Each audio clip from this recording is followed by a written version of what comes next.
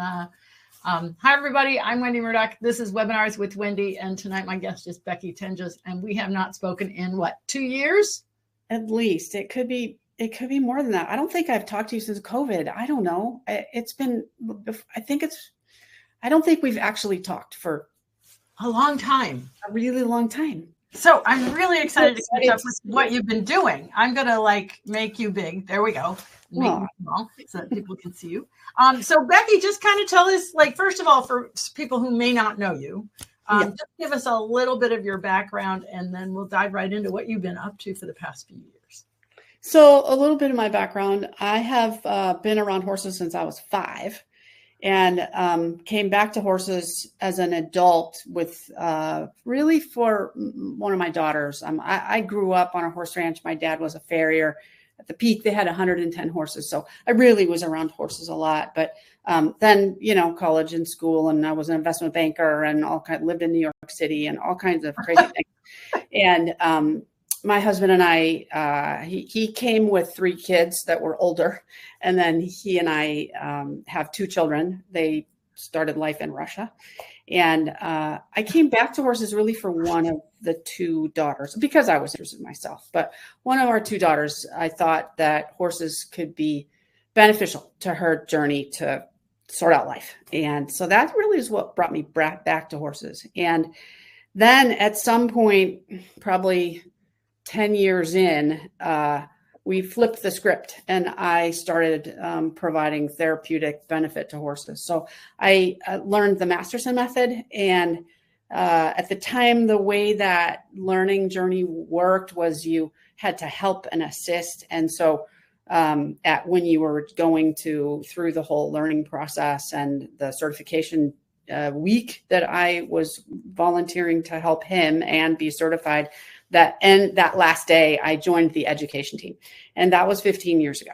And so I have been on his education team for that entire time.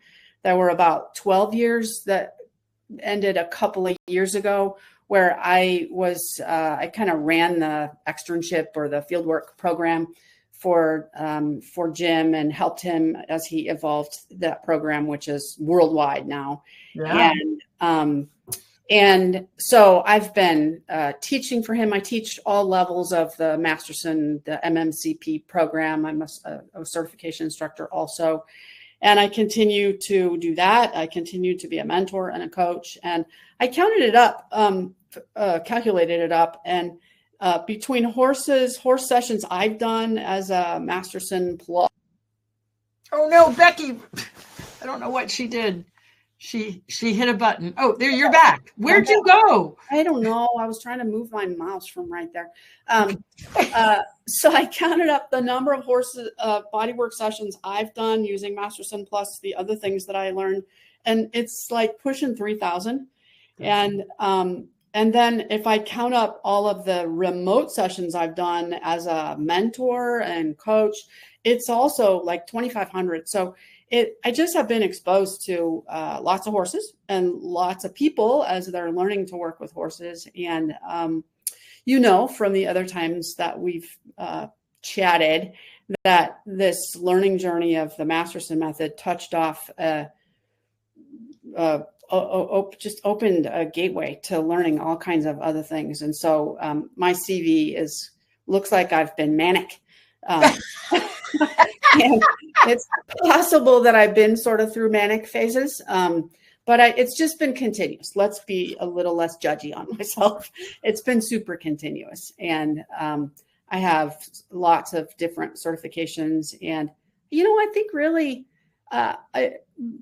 when I started the Masterson method, it opened up my understanding about wellness, and that there were other possibilities to help certainly horses, but it also opened up my own understanding for we people, that there's more than medication, and there's more, cut it or medicate it. That's what I understood in before I started this. And now I just know that there are lots and lots more. And so I think since you and I have talked, I know I have had one more modality. I think it's even more, I think there's probably at least two other modalities that I've learned and gotten trained on. And,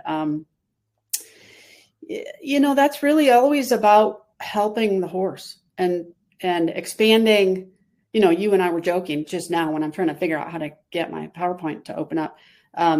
It's expanding my knowledge and expanding my understanding. And when I haven't been able to find the information that I wanted in an equine program, I sort of wedged my foot through the door and got into some human programs. I'll say, COVID, I know we didn't talk during then. It was horrific.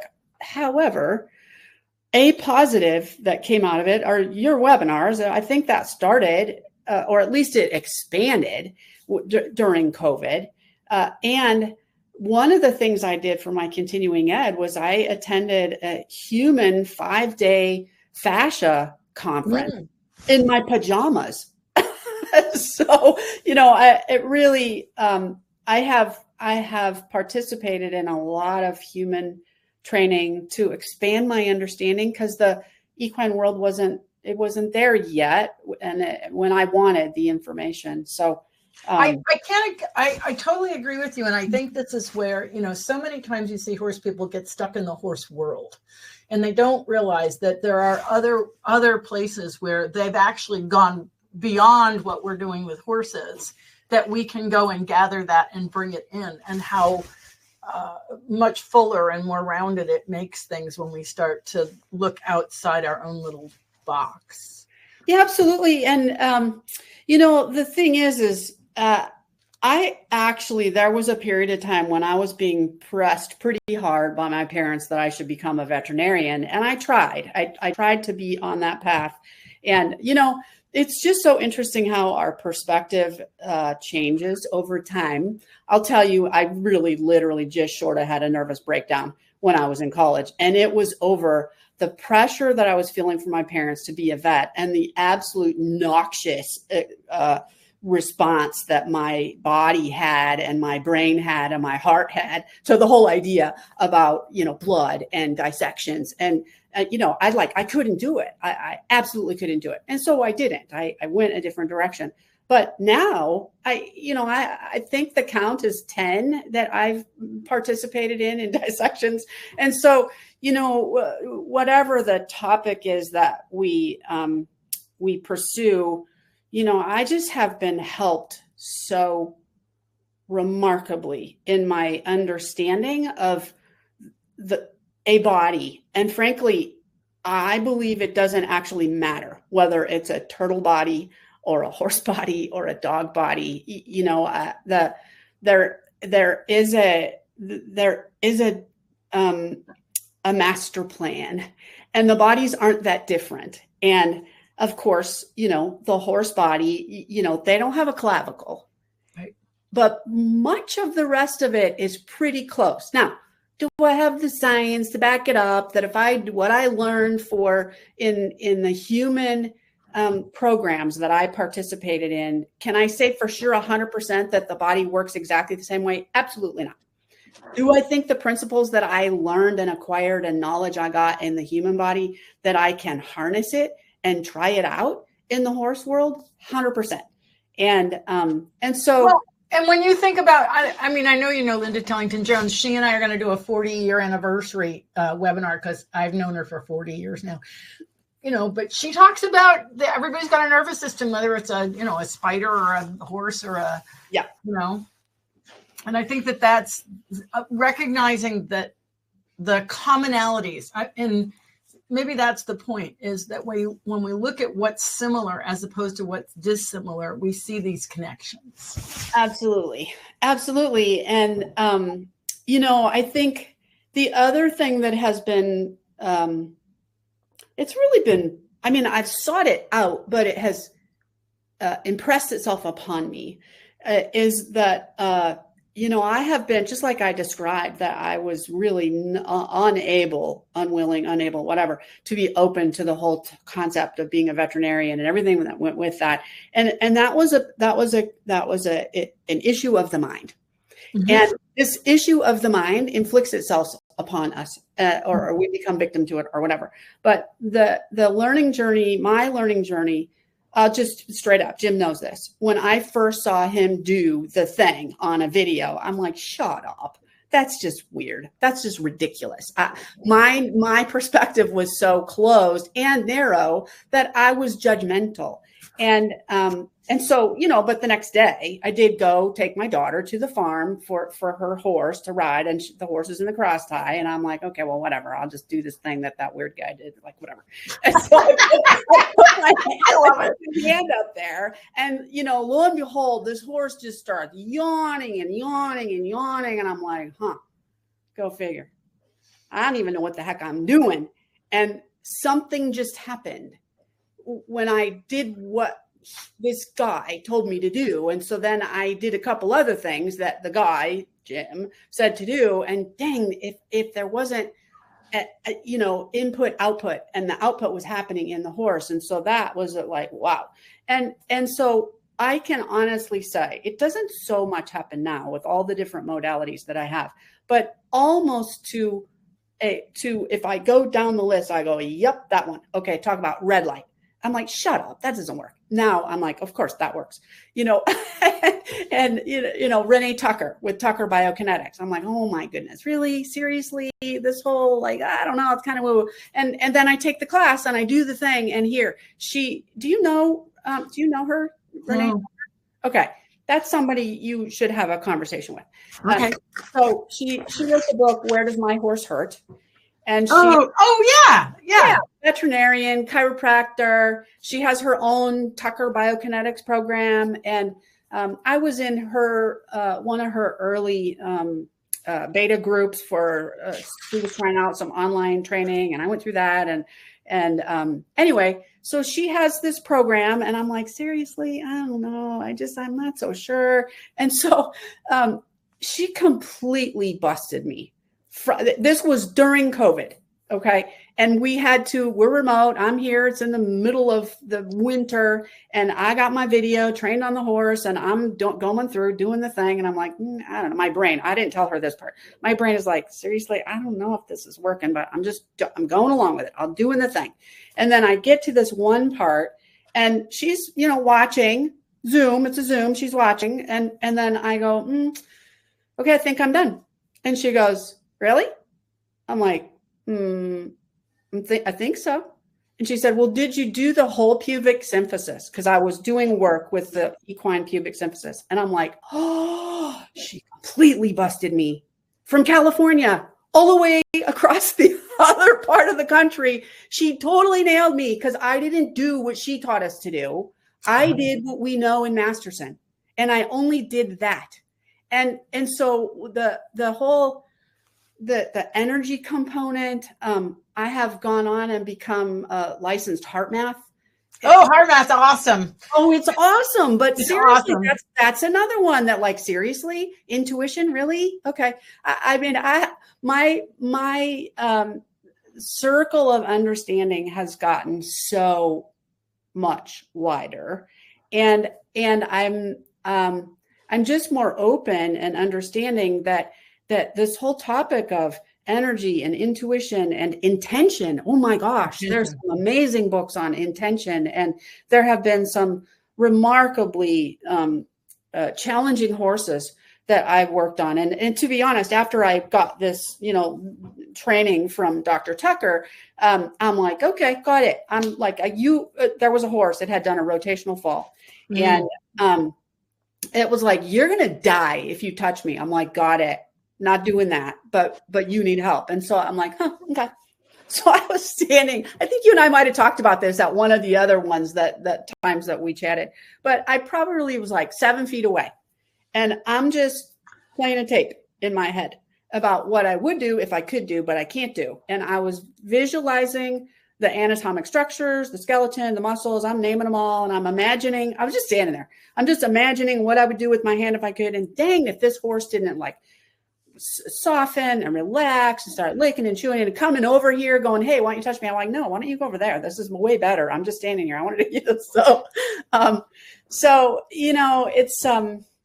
it's been a fun journey of humbling, to realize how, just really close-minded I was, and to realize the journey. And I appreciate that now. I think as I'm teaching other people and developing my own classes, I understand how someone can be the learning journey, it's a journey, and wherever you are, it's okay. And to the extent we can just only hear certain things when we're ready to hear them. And so anyway. So I have a question for you then. Yeah. What is the common thread through all the modalities that you've learned?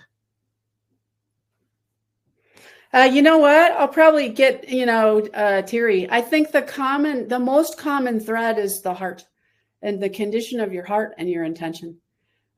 Because, wherever you are in the efficacy of whatever modality you're learning, if you're coming with the right intention, that energy actually exudes out of you, and your intention to care and your intention to do well, that is common through every one of these things. And so if you sort out how to have your own self regulated, and that's something that is, when I signed up for the time slot, I talked about one of the courses that I was teaching and gonna hopefully we'll talk about it today. I hadn't yet developed this other one, which is it's in the oven, it's baking. And that one is about this piece about having your own self in the right place as a practitioner and animal caregiver. But I think, there's modalities with tools and implements, and there's modalities with just your mind, and there's modalities where you're moving things. And so, I think whether you're touching or not touching, or using an implement or not using an implement, not an electrical implement, that's a whole different category. But, these, any kind of body work where we are the tool. Our own self is the provider. That is true whether you're a veterinarian or a farrier or that whole circle of care. All of those people who are providing care, the common theme is at the heart level, which you're a heart math person, so you get it. Yep. So that's my final answer, Judge. Well, I think that's. I think of it as like all these different modalities provide a doorway. You might be more interested in Masterson or T-Touch or, fascial release or, whatever. They're just doorways in. And if you really are going to get it, it's, how do I put this? It's not really the modality. It's the intention. Intention is huge. And certainly, modalities, they're each independent and each different, and they're valuable and can be super beneficial. They can be beneficial even when somebody doesn't have their heart in the right place. But my experience is the vast majority of people who are drawn to be caregivers actually care. I now am becoming even more aware that our ability to be self-aware and provide self-care and be in the right place, and what comes out of us is powerful. Sometimes it's too powerful. I have students who arrive in a class and I was like, "Ooh, okay, we got to help you learn how to turn it down." So yeah, the whole that energetic emission of care is super powerful. It's really cool. That the two most remarkable, I have two most remarkable circumstances, and that one of the one is the horse that did the rotational fall, and I only could interact with it by initially, at least, by thinking about what I was going to do. And, if I'd have been watching a video of somebody doing that, like I watched Jim doing the video, years and years ago, and I'm like, oh my God, that was a psycho. I listen to myself sometimes now with the ear of the person that began this journey. And I'm like, man, you've come a long way. Yeah. Yes. Yeah. Everybody's evolving, right? Everybody in this business is evolving. You cannot sit still. You gotta hope. You gotta hope. Because when we get stuck, that's a lack of humility, actually. And you can see that.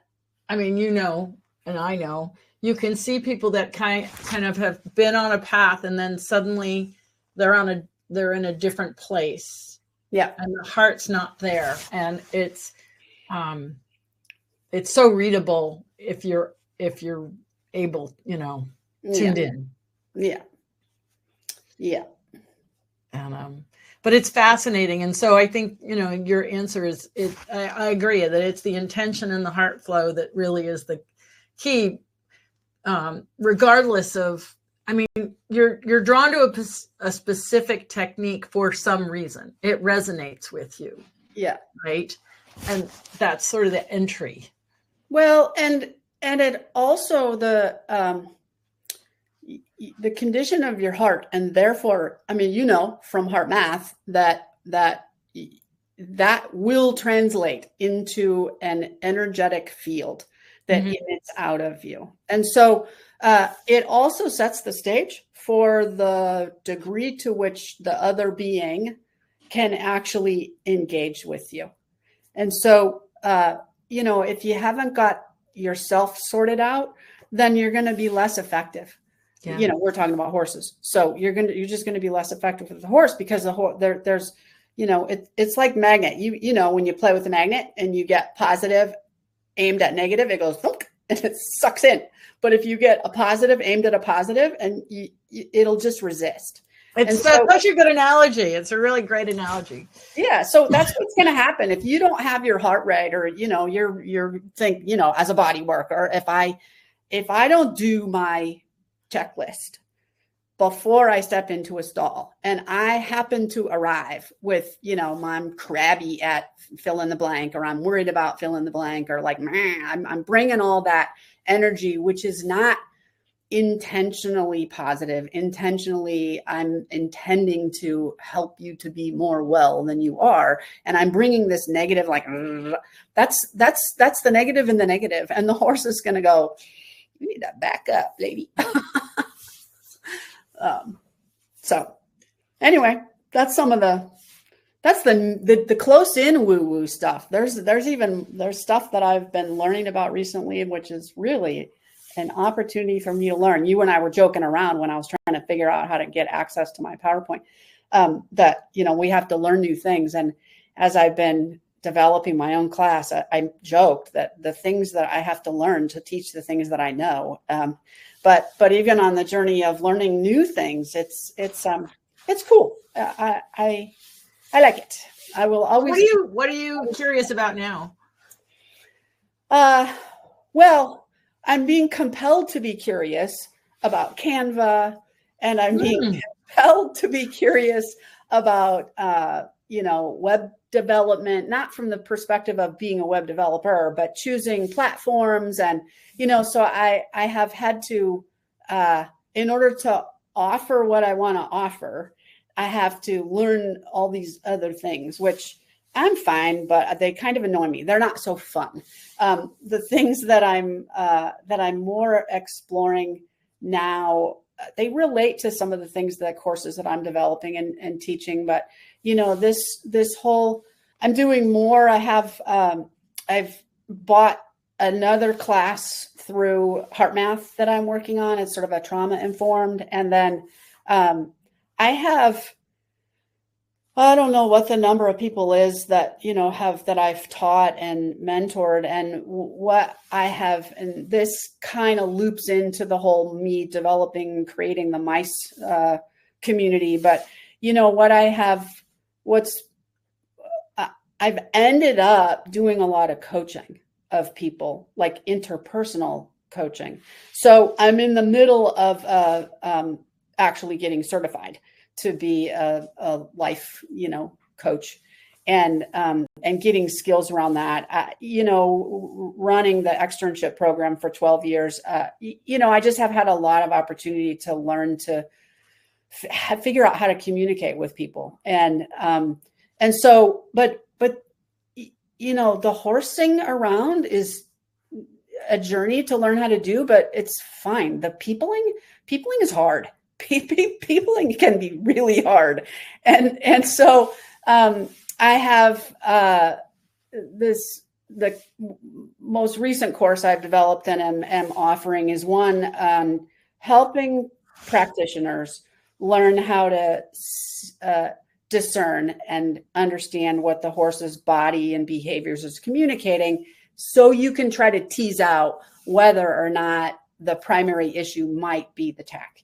But here's the deal: if you were to look at my CV, which is super long, and all of the different courses I've taken, whether they're human courses or horse courses, and all of the things I'm certified in, not one has included curriculum on how to talk to people. Not one.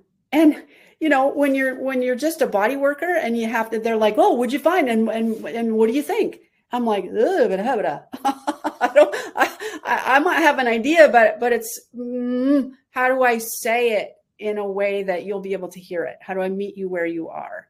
And in a tack situation, more than once, like a lot, have I been in a situation where the people have just spent thousands on the saddle.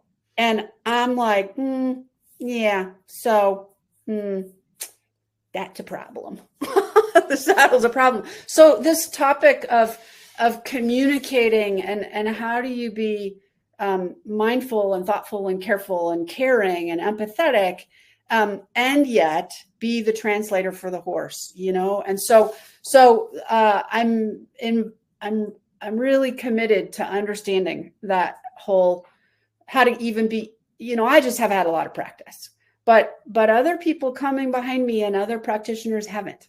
And so I feel called to help. Well, and, I mean, from my experience, I was never going to work with people. Well, right. But the animal comes with a human. Well, exactly. So I started out, working with the teamwork, and it was like, okay, the horse. But then I realized that as soon as it went back to the person, you had a person problem, right? So then, you had to figure out the person. And so then, okay, I worked with the rider on the horse, but then that wasn't enough. I had to take the rider off the horse so that I could get to all of the body parts of the rider, right? I mean, right. It just, I think, when we really get right down to it, we can do a lot to help the horse, but if we don't help the person that owns the horse, we're not helping the horse. Well, right. Because, the horses as a herd animal, they mirror the other people in the herd. And so whether the human or humans with the S are standing beside them or driving them or riding them, it becomes more complex when they're riding them, when they're standing beside them and they're, energetic or whatever. But, when you have a person who's got physical compromise in some way, or emotional or psychological or trauma or whatever, there are a high percentage. I don't know what the percents are. It doesn't even matter.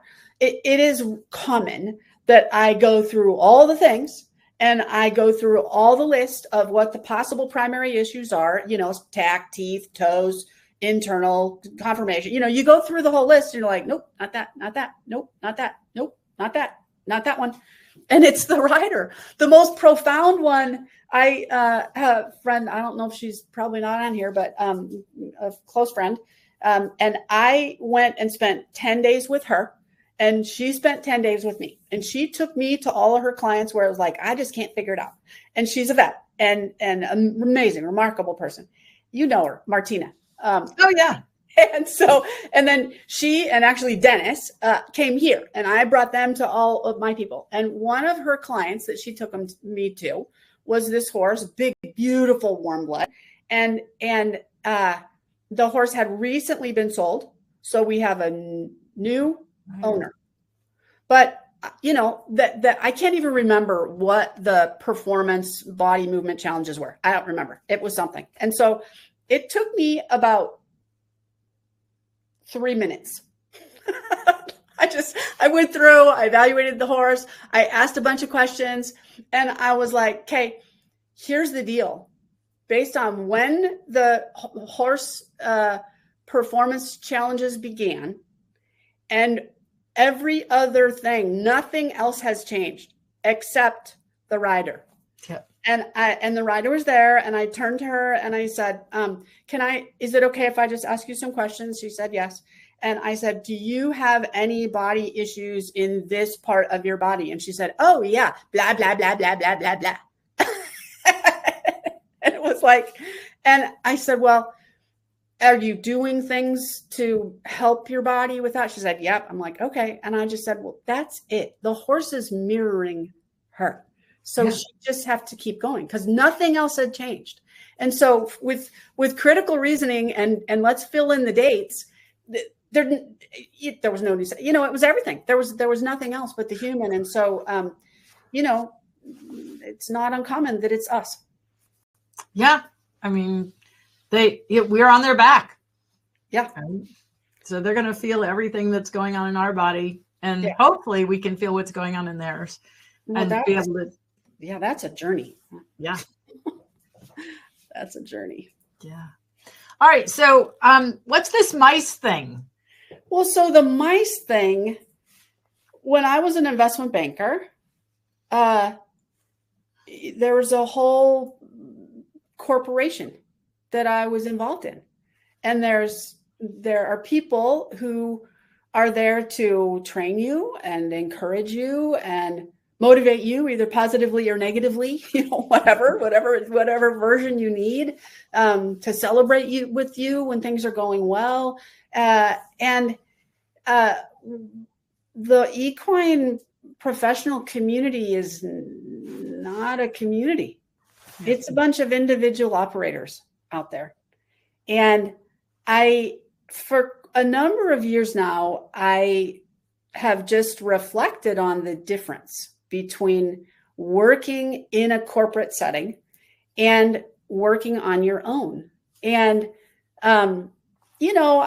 I am a person, I think, that exudes confidence. And I know I'm a person that people believe I got my stuff together. I'm confident and everything's going well. But the truth of the matter is, it doesn't matter who you are. If you have questions, you have worries, you have concerns, you might have things you don't know how to do. You can, the corollary of falling off your bike, everything can be going well. And then for some reason you stop. That whole inertia, body in motion remains in motion unless acted upon by an outside force.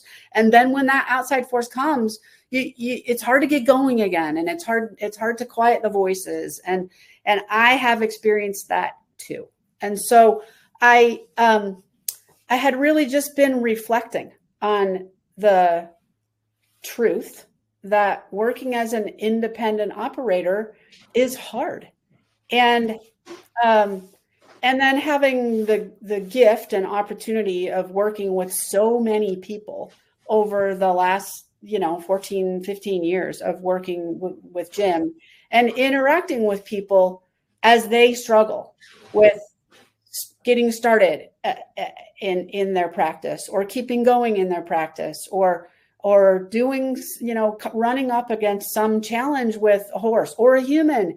And they're talking to me because I'm their mentor. But as soon as I'm not their mentor, I know that it's not the case that they don't have trouble. And when I look at the statistics on what happens with veterinarians, the caring services are traumatic. And so all of that, my experience and my exposure and my opportunity to come alongside people and to encourage people, I have, there's more than 2 handfuls of people who over the last, decade and a half said, I can't continue because fill in the blank. And I'm like, heard you. not acceptable. You're going to keep going. I know, but I can't meet the timeline, blah, blah, blah. I can't do this. I'm like, not the right answer. You're going to keep going. We're going to modify the timeline. We're going to modify the schedule. You are amazing. You pursued this because you needed to pursue it, and you're good at it. And that is not an acceptable answer. You may not quit. And there's a lot of people out there. And so I just felt like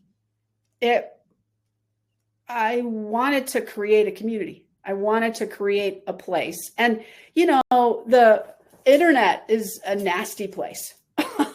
So there are people who do things and say things that aren't nice. And so I certainly was mindful that the community that I created, that I was going to run with a iron fist as it related to people being not nice.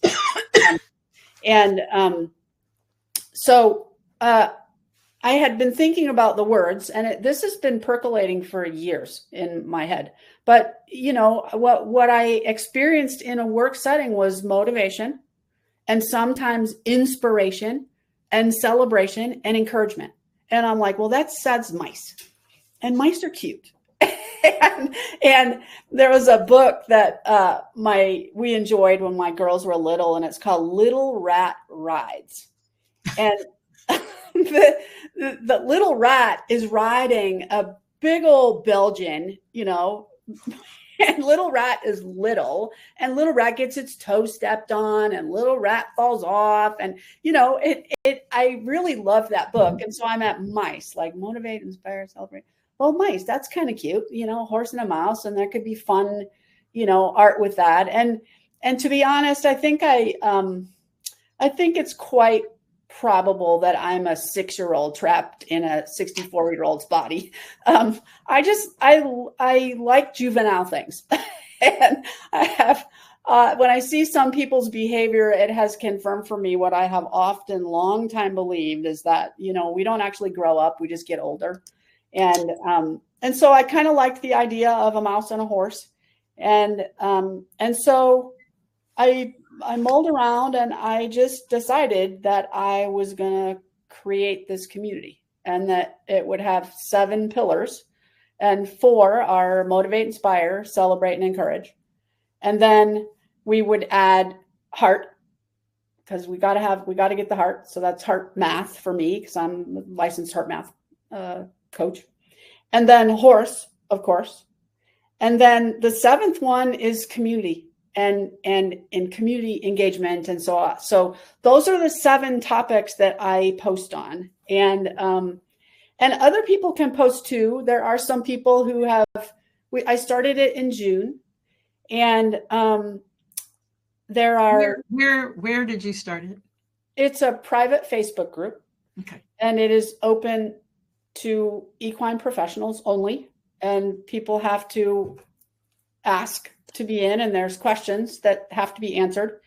And I look at every one of them, and I verify who they say they are. And if somebody doesn't answer the questions, I thank them very much for requesting. And if they're an equine professional, they can request again, but they got to answer the questions.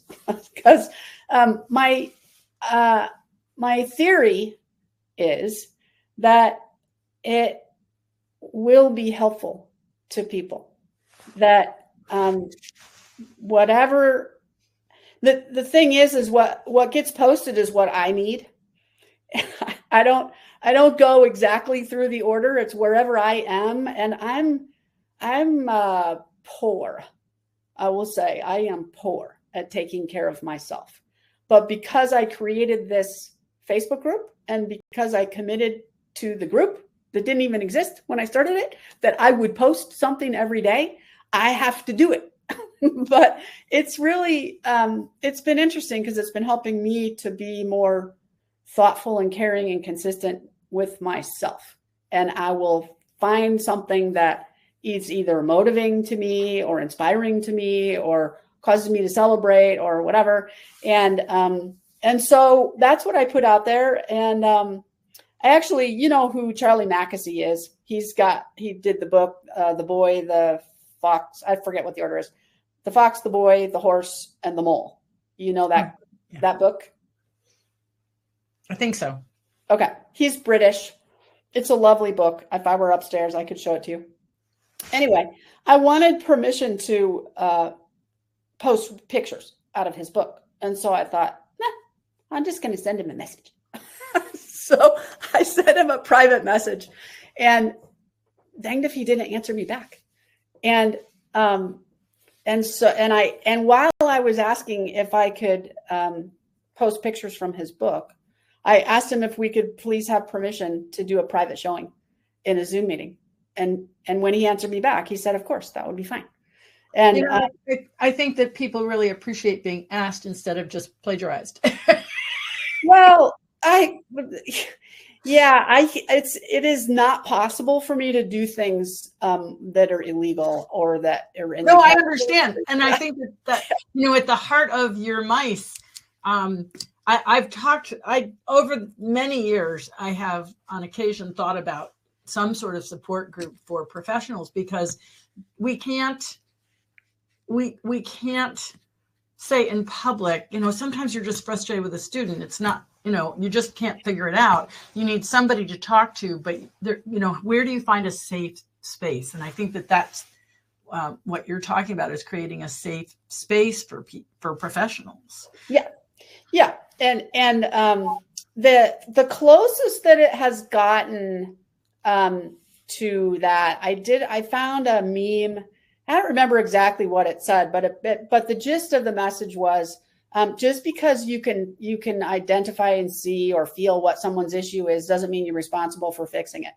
And that one for this group pretty well blew up. That there were lots of people that resonated with, and then one person said, I actually literally physically feel what's going on in the horses. And I know that there are people who experience that. I don't experience that. But there certainly are horses that are feeling what's coming out of certain practitioners. And there are certain practitioners that they haven't learned some skills yet to be able to not have that happen. It's quite remarkable when someone can do that, but you have to be able to have a spigot. You have to be able to turn it off. You can't, you'll get annihilated. And so that actually led in part to one of these other classes that I'm developing, and, all these things, it's like wildfire happening. There's a bunch of airplanes that are flying around, and they're just waiting to queue up to land for the things that I'm developing. But I was just really grateful because, that first of all, that the woman who said that felt safe, is the word you used. She felt confident that she could say what she was experiencing, and that nothing bad was going to happen. Nobody was going to attack. Nothing bad was going to happen.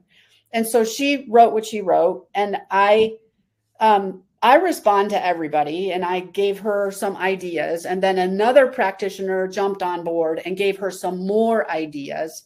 And so, I mean, that's what I want. I want for people to be able to, to be able to say what things that are great or things that are hard, and then be able to have people come around. And there have been a number of times, that was probably the most profound one so far. But there have other times where people have said things, and then others have said, have jumped in and encouraged or whatever. And I know that there's like 200 and just under 240 people. We started it in June, so there's about 240. I just counted it up, and I think there are like 13 countries represented. Wow. And I would say they're probably, that I know for sure because they like something or they'll comment. Yeah, I think there's probably about 50 people that are pretty regular that I know of. And then every once in a while, I'll happen into someone that is in the group. And then they'll say, this is la, la, la, la, la. And it's something positive that has helped them. I just today, I was with a woman, and the mice community has, the fact that it's there has made her, I'm going to get it wrong. She might be out there willing to say something, but she basically said that, she had begun to feel quite alone inside her own family and inside her own community because of the things that she had, the additional modalities and training that she had got, and the additional awareness that she has, and some of it's trauma informed kinds of care, and her abilities now, her knowledge, her reach, her abilities are, I don't know exactly what would happen, but I know in my own family, my own judgy voice of 15 years ago, like, oh my God, you're like psycho, so I can imagine that, it's not, she felt like she had community or the possibility of community just because of mice. And I was like, well, I might maybe try. Well, you know that the number one health issue in this country is loneliness. Yeah. And I think, with the dawn of the internet, what's happened is we can be, it allows people to say things that in public they would never have said. So the filters are gone. So then we don't have safe space, right? Yeah. And from just all your work with horses, the number one thing is the horse has to feel safe, like this rotational fall horse that you couldn't touch, because if you don't feel safe, you're never going to get in to say anything else. Yeah. And it sounds like what you've done with mice is create a safe space so that, and it takes, I just came back from 2 safaris. I was there for a month. It takes somebody to be the person, and I'm, like in charge, if you will, the parent of this community, to say, that's not acceptable. This is fine. And people really want that. They want to know that they're okay. They want to know where the boundaries are. Horses do too. I don't see it as different. Yeah. Yeah. Yeah. So that's what mice is all about, is one part, all that stuff I got to sort of rest into without even knowing it was beneficial when you work in a big corporation, and then being bereft of that. And, to be transparent to, I don't know how many people we got listening or how many people might hear it over time, but, life is hard. It's hard. And the people that you think have got their act together, guess what? It's hard for them too. Yeah. And I went through a dark period, really, really. And it hasn't been that long ago. And when you lose your stride and you fall off your bike, it's hard to get going again. It's hard to get moving again. And so, some of this was for me too, to actually just to create a place where, I got to go look for things that are motivating, and I'm going to put it out there, and I got to go look for things that are inspirational or celebrating. Because it's helping me, and perhaps it will help someone else. Yeah. Awesome. Well, I know you had a PowerPoint because we spent all that time figuring out a screen share. So maybe we should take a look at that. Some of it we've talked about, but sure. I'm sure. But I don't want to miss the opportunity of having you utilize this skill that you just developed. Yeah. Well, now something is different. Let me see. Let me see if I can recreate that possibility here. Yeah, you just need to find the screen share, the little computer screen. I think entire screen share. There you go. Now you've got your entire screen, but I'm not sure you want that. I think you might want a window. Can you still see the entire screen and not this one thing? How do I see multiples of the same thing, like ad infinitum. And how do I even turn that off now? Just go up to the screen share and turn. There you go. See? Okay. So let's try this again. And I would suggest sharing a window as opposed to the whole screen. Oh, okay. Let me try that. Window. Ooh, there we go. Yeah. Perfect. Yeah. Right from start. And then there it goes. Stop sharing. Hide. I can't see you. Oh, there. Now I can even see you. Yep. So I have been a consumer of educational content for 15 years now on this whole bodywork journey. And I've been thinking for probably 8 years about sharing what I know and making, I just have been so blessed I've been all around the world. I've been blessed to have the luxury of going and learning other things. And I have just been thinking that, that perhaps I can share to other people. I can get them started. Maybe I give them, pieces of it. So I've been playing with this notion of sharing for a really long time.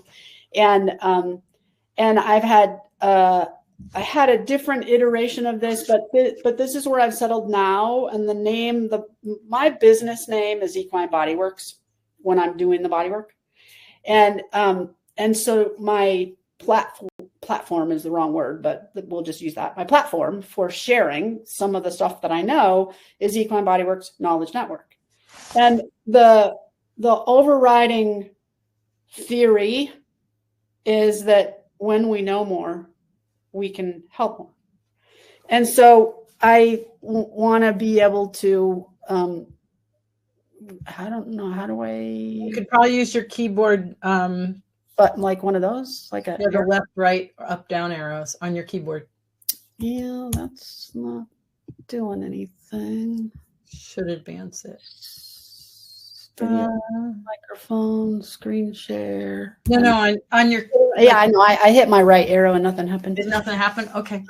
Then go to your PowerPoint. It's a Keynote. It's PowerPoint. Okay, you should be able to just click on it and advance it. There's your buttons. Okay. And so what's that about? I can't see you anymore, but whatever. I'll just do this. It's really about sharing education to equine professionals, who are committed to the well-being of horse, and then sharing knowledge. And the whole theory I have is that, they have to be actionable. You gotta end up with stuff in your head, stuff in your hands, stuff through your hands. And then to be able to network and we're just a big community of people. And so I have this idea that this network could be a network of people who are like-minded. And I just really feel that, every horse needs to have people that are committed to understanding them. And so that's the deal. This horse right here was my horse that got this whole thing started. And this logo is the upside down Trinity because he had a white star that was kind of like a heart. And so it's, mind, body, spirit, but flipped upside down. And then I actually have changed this now. It's a heart, so that I've got mind, body, spirit, and the heart. This circle is no longer, it's going to be a heart. So it kind of wraps everything together. And yeah, it's really small. It's hard to see. The logo or the text, but just go forward. Okay. I don't know why. Wait, I'm going to just see if I drop it down here, if it doesn't make it bigger for me. Yeah, I can't see anything. I can see my PowerPoint. Oh, there, I got it. I got it for me. I made it bigger. I had to just move it. I had to move it to my other screen. No problem. No problem. Yeah. So, we just have been talking about some of the, we're just all a part of the circle of care, even you, with your developing, as a trainer and developing the Surefoot pads. And, we just all fit somewhere on this team where we're supporting the horse and supporting the owner. The question is, who's supporting us?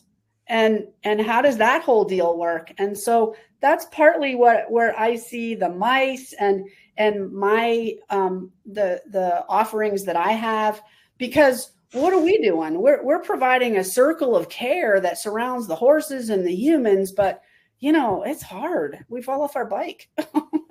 So while we're giving all the stuff to the outside circle, my idea is that there can be these professional communities. One of them is mice, and one of them is my Equine BodyWorks Knowledge Network.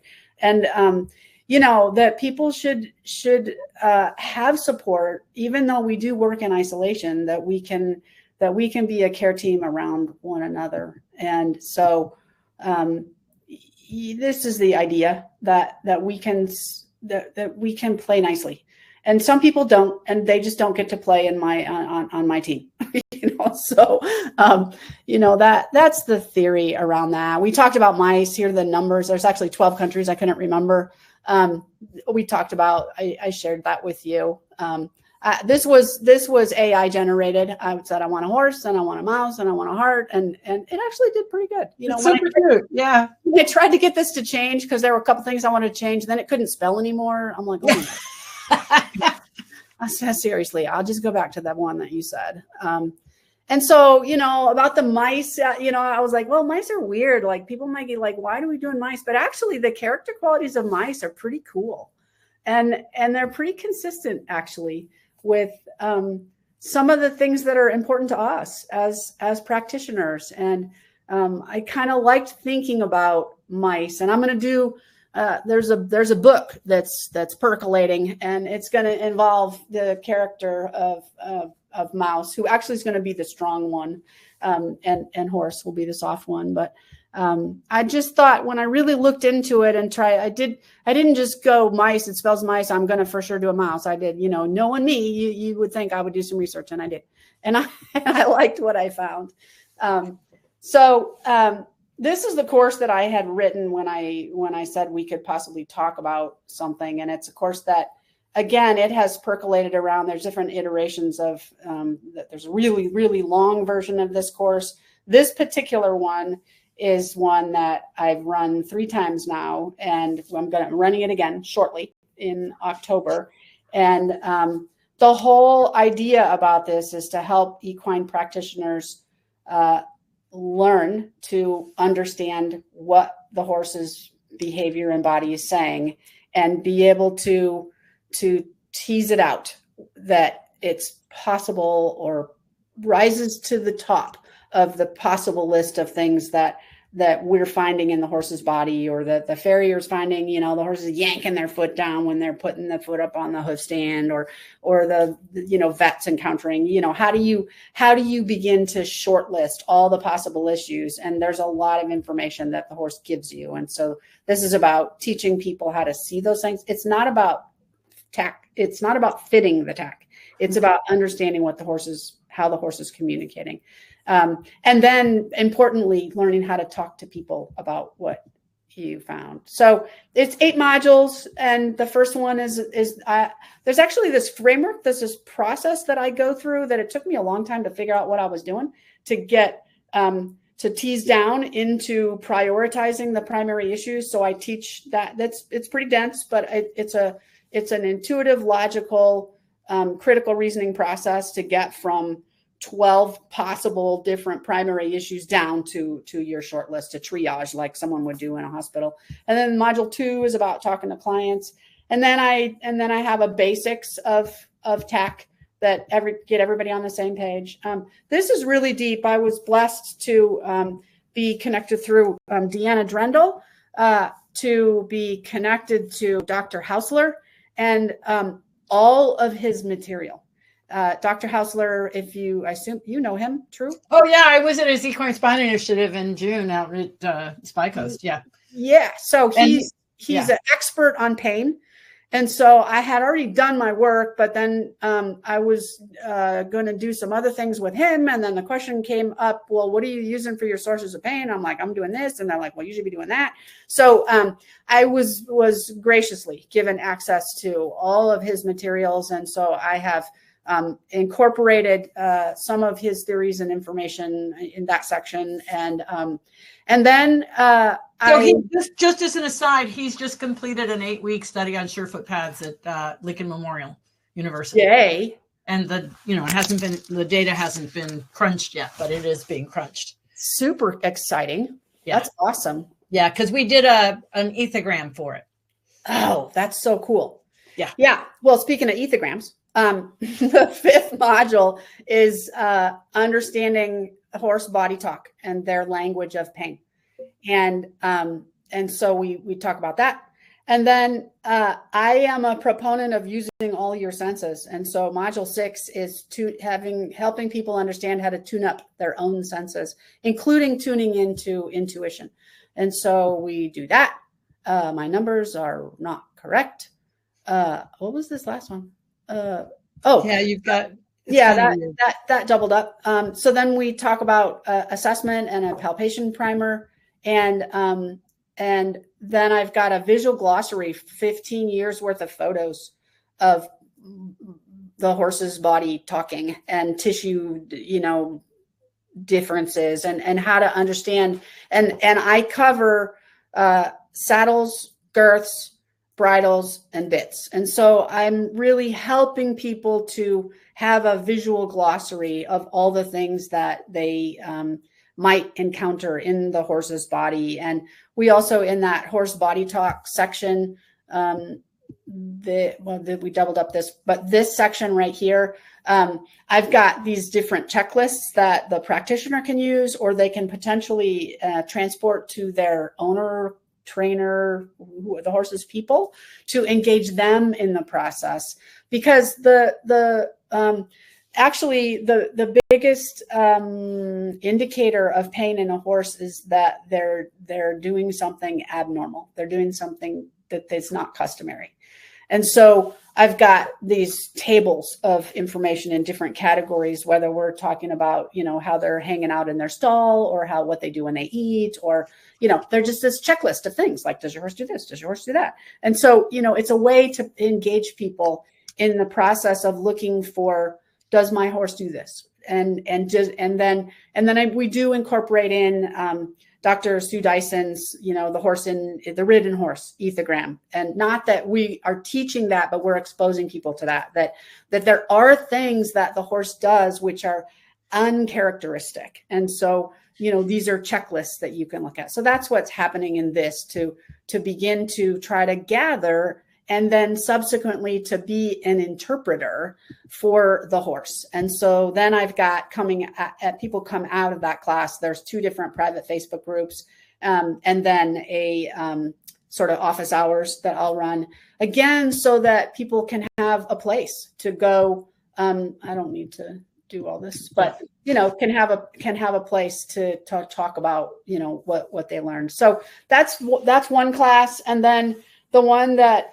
is recently has gotten percolated, and in part of it has come about because of that one post that I did in Mice, and the person's like, I feel this, and I don't know what to do about it.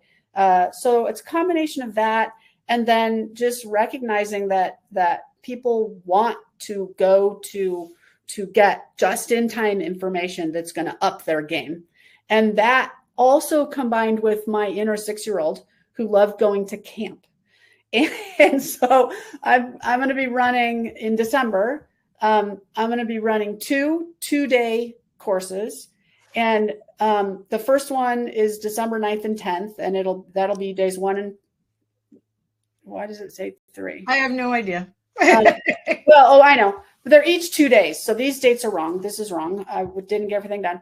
There'll be a 9th and a 10th and an 11th and a 12th. And each of them will be 2 days. And the first day is focused on self-care, movement, sound activities, reflective practices, choose your joy. There'll be art. There'll be all kinds of things and the whole point of the first day of these 2 days is to focus on self-care and having fun and learning. And so the second day will be a continuing ed day. And they're going to be under the category of what I call experiential anatomy. Again, because you're in your 6-year-old, you want to color, you want to use your hands. There'll be rigorous content, but it's going to be fun to learn it.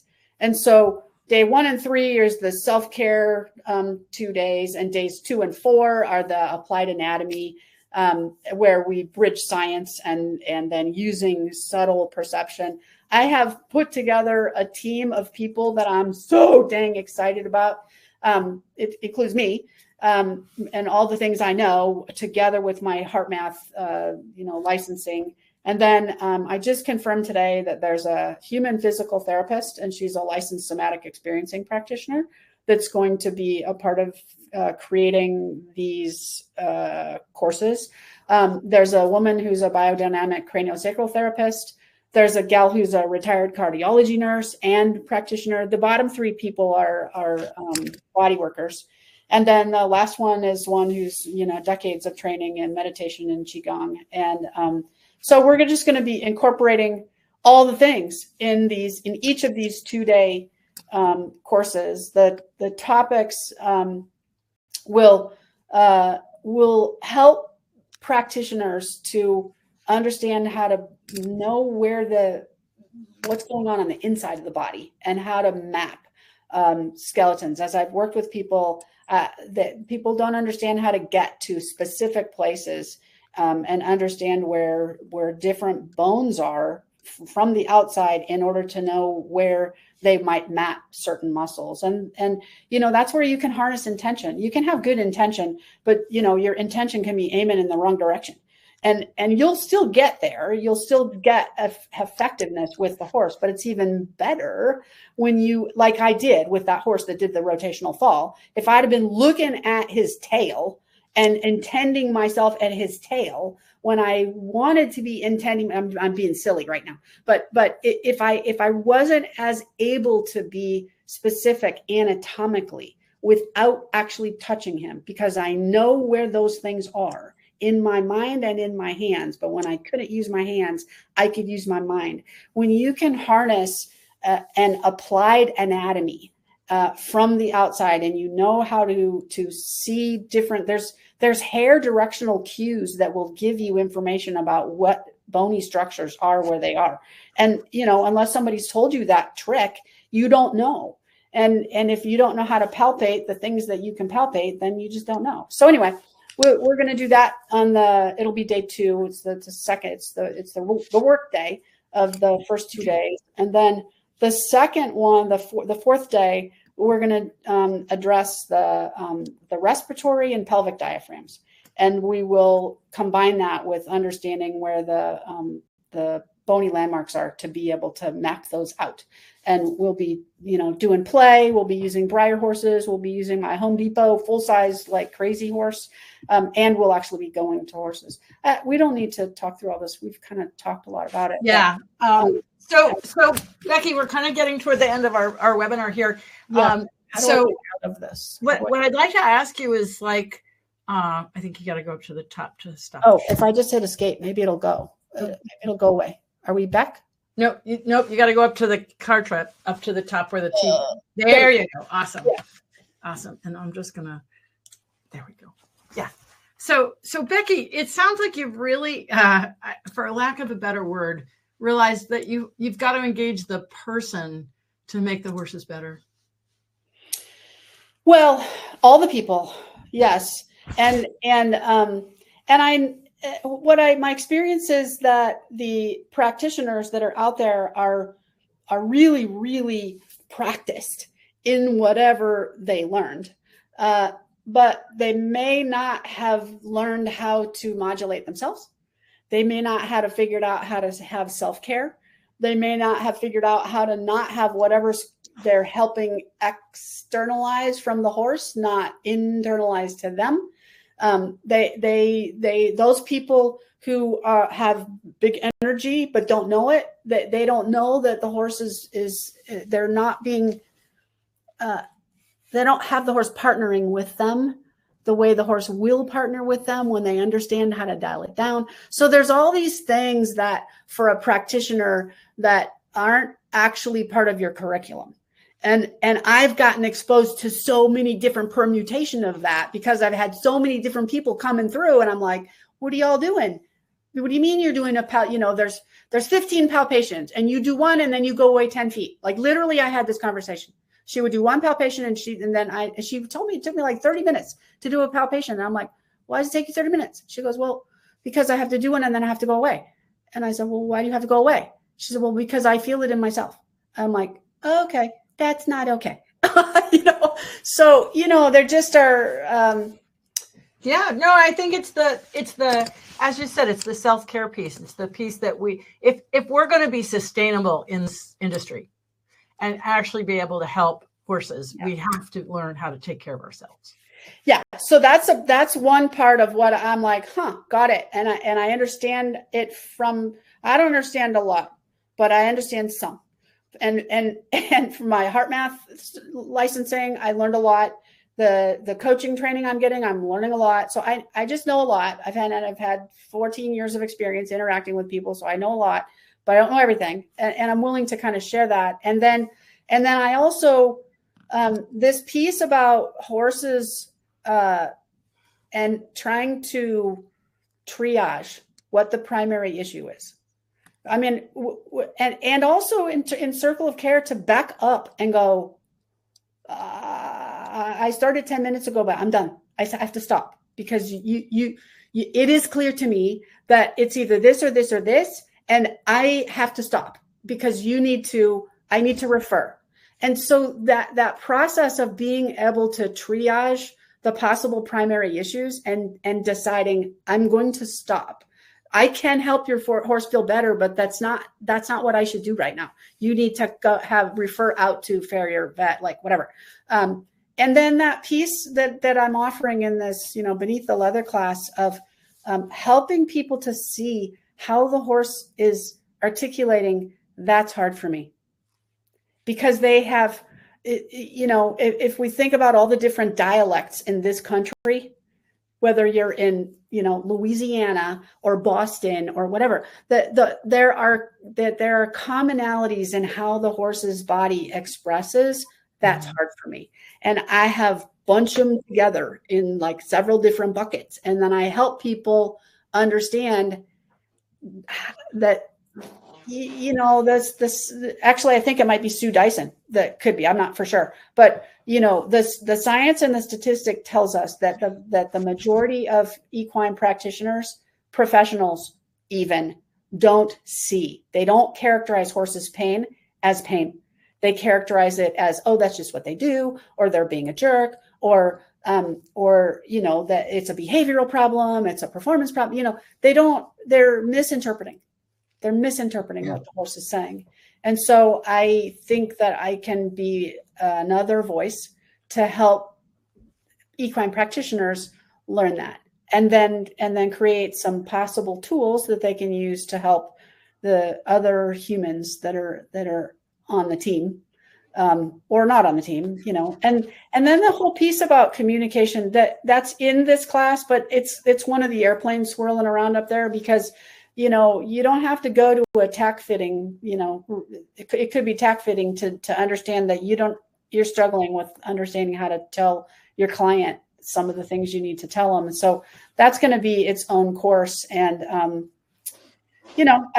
I've gotten to a point where I'm ready to share and help people to the extent, the people who are going to need what I have to offer will show up.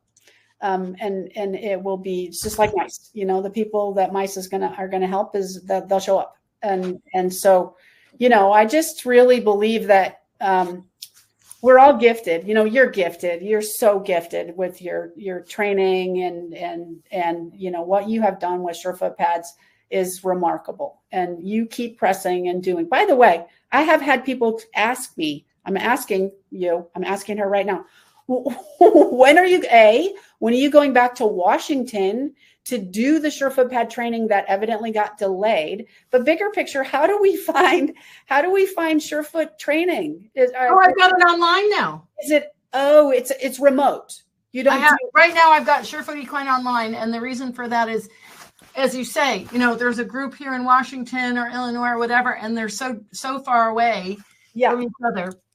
But I put it online. And so after I get a certain population through the online, then I'll start looking at doing in person again. Okay. So you've gone to online. And so through your Surefoot Equine online. Online. Okay. Awesome. Yep. Okay. All right. I asked. Yeah. I'm glad you asked. Yep. So,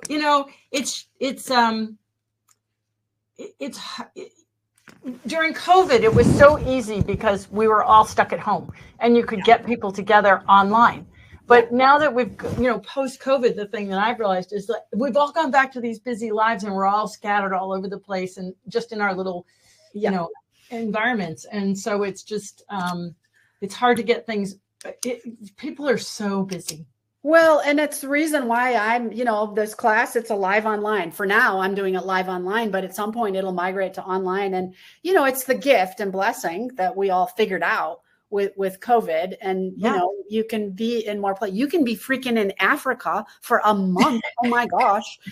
And yet people can still be learning now. We know. Absolutely. And I haven't done it from Africa, but I do, because I do 2 Zooms a month and then there's the on-demand material as well. And I keep building that library, and then I do the Zooms. So it's great. It's really awesome. Yeah, that's awesome. Well, I'm glad I asked that. Yeah, I'm glad you did too. Well, Becky, it's been so great to catch up with you. It sounds like, there's been a lot of development since last time we talked. And I think that this is the progression that, like I said, with me, I was never going to work with people. And, now I have full-blown Feldenkrais and, on the table and off the horse. But, I always realized that if you had to help the person so that you could help the horse. Yeah. And whether it's the practitioner that needs the help so that they can keep helping horses, or the owner so they can keep helping horses. And the thing that I keep hearing from you is that you've learned how to create, with all of your training, this safe environment, because without a safe environment, we can't learn. Yeah. And I think that's what people are really craving these days, is to feel heard, to feel safe, and to be accepted.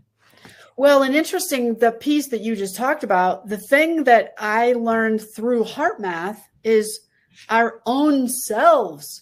We can feel more safe, learning to use these skills that we can learn to do. Yeah, they are skills. And the easy level is just breath. You, through HeartMath, did you ever get one of their little gizmos? Oh, I've had many of them. I've had different variations on the theme. Okay. Yeah. Well, the funniest thing is, the first levels, you can breathe your way to coherence.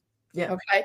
And so I had imagined I was actually was in Lexington, Kentucky, and I was working, and I decided I was going to put the gizmo on the horse and see if I could make it measure, because I wanted to see whether it was coherent. Well, that little gizmo on me didn't work on the horse. I was kind of bummed about that. But it tells you you're just supposed to be sitting there. You're not supposed to be doing anything. And I'm like, yeah, well, I have time for that. So I hooked it up and put it in my pocket, and I put my phone on the ground. And then I started doing the work, and I would just, and I have myself, I'm trying to be coherent. I'm trying to have my mind. I'm thinking my intention with the horse, and I'm doing my breath, and I look, and it's like, well, you're moderate. I'm like, okay, I got to do more, so it was probably 50 minutes in, and I was green. I had it green. I was doing great. And this person walked by, and they were walking the horse, and it was that fast that I looked up, and I was instantly, I was sad. I was mad. I was aggravated. I felt depleted, and really, on behalf of this horse, I was like, ugh. And then I thought, you know what? Not my deal. I'm good. And so I did a few breaths, and I looked back, and it was red. I was like, okay, you are just deluding yourself. It was remarkable how my brain had said, we're good. You've gotten yourself back. And there were a number of situations. It was one where we were part of the certification process, and we were getting coached, and I'm like, I'm good. And I looked, and it was like red. And I thought, and that time when I really got to the bottom of it, it was deep. It was deep-seated stuff. And so, this part about being safe and harnessing our own ability to influence our own wellness is huge.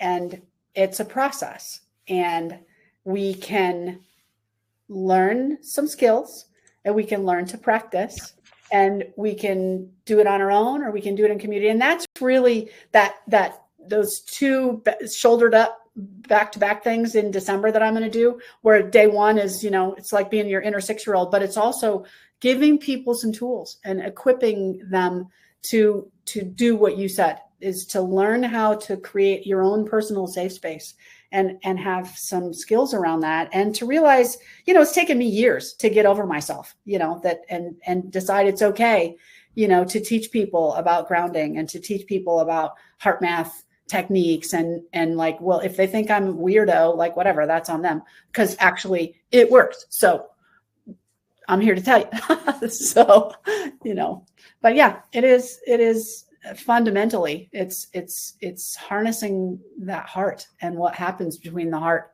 and the mind, and actually the gut and the heart and the mind. So anyway. Awesome. Well, thank you, Becky, so much for joining me tonight. You're welcome. And if they want to find you, where can they find you? My website is back up. That was one of the things that I lost. So equinebodyworksusa.com is one place. And then my email is becky@equinebodyworks with an S, USA.com. Classes I'm offering, coaching is there. I have my bodywork business on there, but really the learning stuff and the coaching is on there. So my website. All right. Thanks so much for joining me tonight. It's great to see you. And maybe you'll join me on safari next time, eh?